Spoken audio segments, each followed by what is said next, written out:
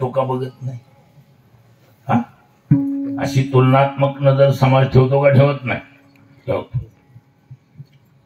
असं जर दोघांमध्ये तराजू धरलं तर जाहीर आहे. बघा, हिंदी में कहावत है, खाल्ल्या थरातली म्हण आहे, अपने गली में तो कुत्ता भी शेर होता यार. काय आपल्या आपल्या गल्ली बोळात ज्याचं त्याचं वजन असते का नसते? असते. पण कसं आहे बघा, हाताला हात मिळवल्यावर कळत असते कोण किती कसा काय. हा, देवाच्या जागेवर देव आणि संताच्या जागेवर संत, दोन्ही त्याच थोडा मोलाचे. पण जेव्हा दोन्हीचा एकत्रित योग येईल त्यावेळेला तुकोबाराय सांग, करिता देवतार्चन घरा आले संत जन, देव सारावे परते संत पूजावे आरते,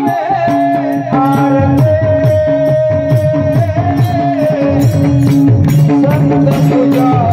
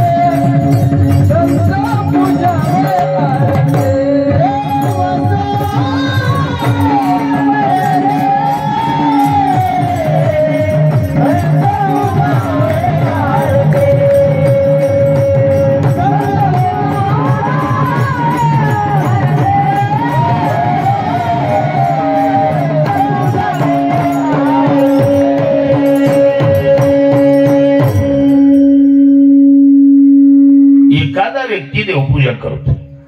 अचानक एखादा साधू महात्मा जर आला तर तुकोबाराय सांग, करिता देवतार्चन घरा आले संत जन, देव सारावे परते. सरळ सरळ देव बाजूला सारायचे आणि संत पूजावे, आरती म्हणजे अगोदर.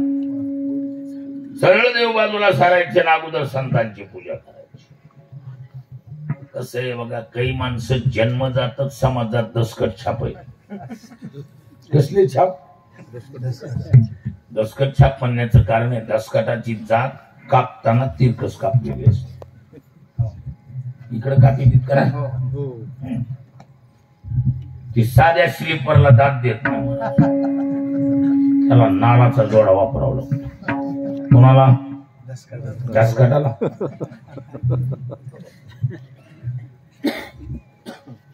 मग काही माणसाची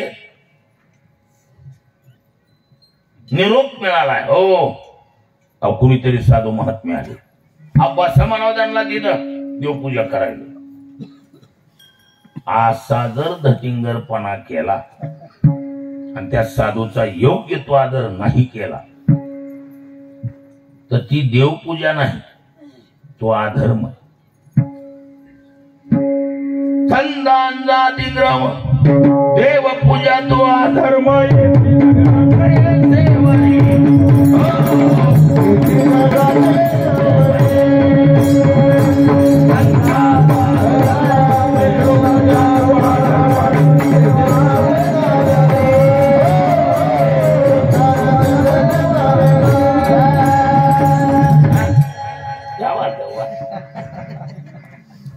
आमच्यात आमचं गुप्त ज्ञान. हे जुन्या मुरलेल्या टाळकऱ्याचे लक्षण आहे. नवीन टाळकऱ्याला उघड पडते. संतांचा अतिक्रम म्हणजे अनादर. संतांचा अतिक्रम, देव पूजा तो अधर्म. त्या देवपूजेत भगवान म्हणतात, तुझी मला मंत्रण फुलं वाहायला आहे ना, मंत्र फुलं नसून मंत्राच्या आणि फुलाच्या रूपानं मला दगड घालायला. कळलं का? म्हणजे देवाला स्वतःच्या सेवेपेक्षा संत सेवा प्यारी आहे. काय राग येतो देवा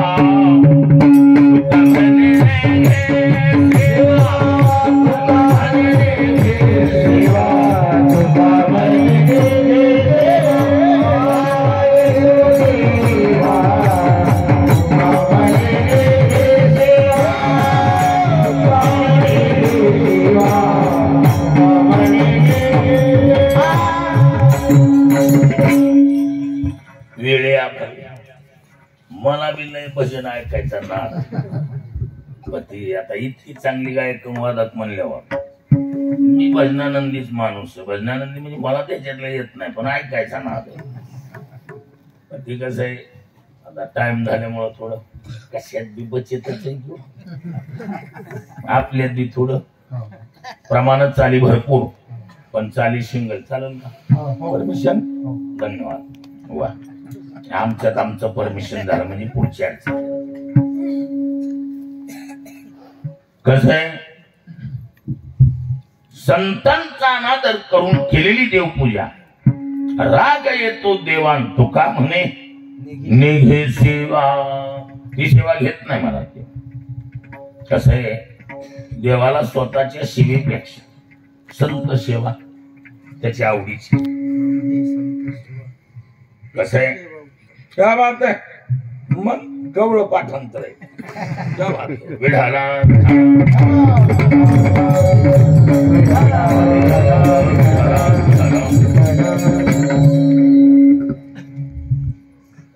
संत सेवा कदाचित नाथ महाराजांनी तर कळसच केला. देवपूजा माणूस करतोय. संत महात्मे दरवाजात आलेत. निरोप मिळाला. बसा म्हणावं त्यांना आणि तसा देवपूजा जर करीत असेल नाथ महाराजाची भाषा आहे. त्या साधूची पूजा न करिता जो माझी पूजा करी तत्वता. भगवान स्वतः बोलतात. तेने मजौरी हनितली आला की तो माझ्या घाता प्रवर्तला.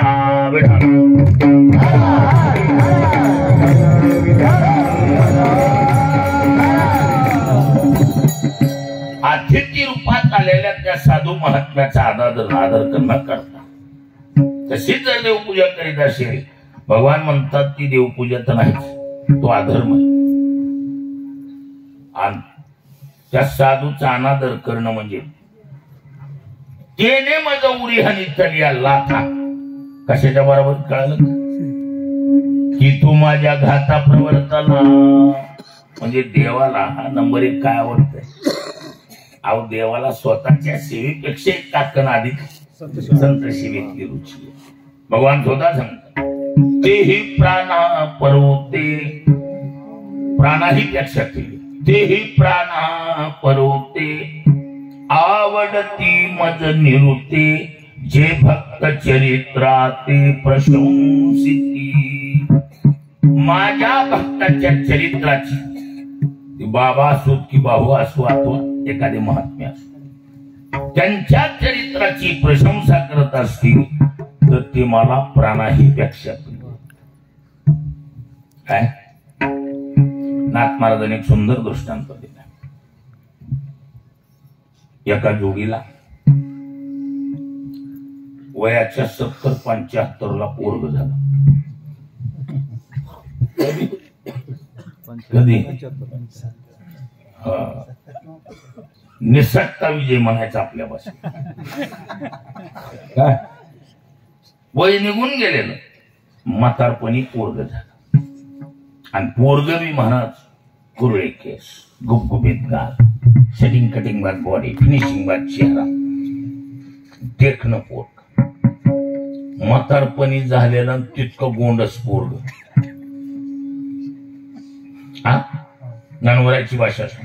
वैश्याची शेवटी एक जीविये वांझोटी ते मोहाचे त्रिपुटी नाचू लागे. म्हातारपणी झालेलं तितकं गोंड लेकरू म्हणल्यावर आई वडिलांना प्रेम कमी होतो येते का? मोठ्या घरचं आमंत्रण होतं सवासणीच. काय म्हणते तिकडं, सुवासीन का सवासीन? हा इकडे शब्द कोणता? सवाशीन. सवासीन. हा हे आपला गावठी वाद. खरा सुवासीन आहे, सवासीन होऊन गेले. सवासणीचं आमंत्रण होतं एका घरी आणि मोठ्या घरचं. तिथं मला बनारसी शालू आणलेला. कसला शालू? बनारसी शालू मध्ये 3-3 लाख रुपये किमतीचा एक आहे.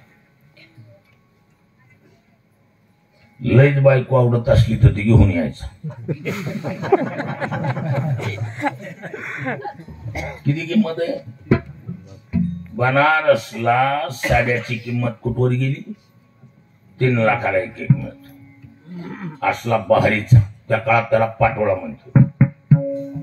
सुंदर नंबर 1चा, महागडा. मोठ्या घरचं आमंत्रण. पण आमंत्रण म्हणजे अवजाव घर तुम्हाला नाही, 5-6 वाटलेल्या असं. मग गेटवरच्या बाईसाहेब होत्या. ती बाई म्हणजे उभ्या कानाची बाई. उभ्या कानाची म्हणजे कारवान कडक बाई. परिचिरिका आहे, प्रवेश पाहिजे. 5 दाखवान प्रवेश करा. आता ही म्हातारपणी झालेलं लेकरू बोटाला धरून आलं की होत. 5 म्हणल्यावर होती ना असं. निघाली मध्ये 5 दाखवून. तिच्या हातातून ती लेकरू हिसकून घेतलं. बाई हे कुठे झालास बाई? 2 चापकान 1 लाख मारले. पुढचं कळालं का नाही कळालं? का पुढचं बी मीच सांगितलं पाहिजे का?